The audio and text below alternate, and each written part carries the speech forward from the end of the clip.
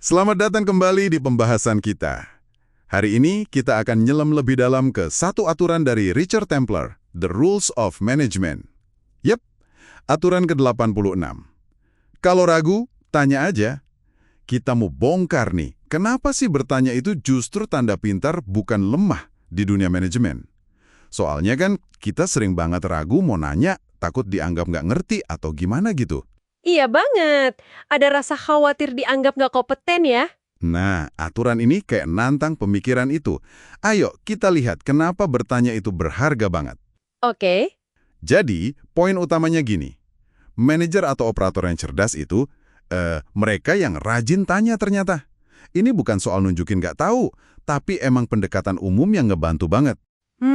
Jadi bukan sekedar gap informasi ya, tapi lebih ke mindset. Betul. Pertama, ya jelas buat belajar lebih banyak. Terutama soal tim kita sendiri. Coba aja tanya hal-hal kayak, menurut kalian, kenapa ya cara kita yang sekarang ini agak kurang pas? Atau kira-kira apa sih yang bikin proses X ini jadi lambat? Iya, pertanyaan kayak gitu bisa memancing ide yang mungkin kita nggak kepikiran sebelumnya kan? Plus, mendorong tim buat sharing ide mereka. Yang menarik di sini tuh bukan cuma ngumpulin info aja, tapi juga cara buat ngedorong partisipasi tim. Kita jadi dapat perspektif langsung dari mereka yang di lapangan gitu. Bener banget. Sekaligus nunjukin kalau pendapat mereka itu kita hargai. Iya, itu ngebangun trust juga kan? Nah, di sini makin seru nih. Bertanya juga bisa jadi kayak, solusi klasik gitu kalau kita lagi di posisi sulit. Pernah lihat nggak, politisi yang ditanya susah banget sama wartawan? Oh, sering tuh. Mereka sering balas nanya lagi kan? Iya. Kayak mengalihkan atau gimana gitu ya. Nah, contoh di kerjaan nih. Misal atasan nanya sesuatu yang agak rumit atau data yang kita belum siap. Oke. Terus? Kita bisa aja respons. Wah, pertanyaan bagus Pak Bu. Biar saya kasih konteks yang pas, fokus utamanya lebih ke dampak anggaran atau ke timeline proyek ya. Oke. Jadi nggak langsung panik jawab, tapi klarifikasi dulu. Minimal kita dapat waktu buat mikir kan? Atau malah dapat info tambahan yang berguna. Tepat sekali. Itu strategi buat beli waktu, sekaligus ngumpulin konteks lebih banyak.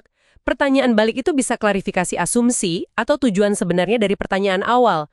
Ini soal ngendalin alur percakapan secara cerdas sih, bukan sekedar jawab doang. Iya, tapi perlu hati-hati juga kali ya, biar nggak kelihatan ngeles terus. Betul. Kuncinya di niatnya sih, mau klarifikasi atau emang mau menghindar aja. Harus balance. Oke, jadi kesimpulannya nih, bertanya itu alat yang serbaguna banget. Multifungsi gitu ya? Iya, bukan cuma buat cari jawaban, tapi buat belajar, libatin tim, sampai buat navigasi situasi sulit.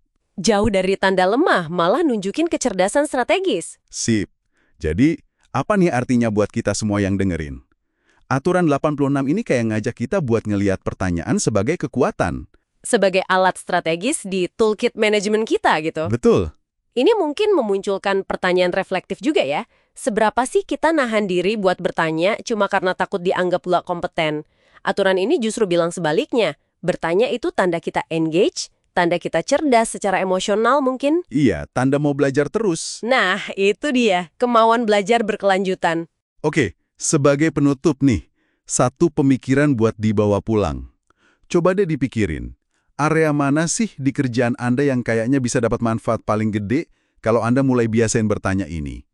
Mulai dari hari ini mungkin, terutama pas lagi ngerasa ragu itu.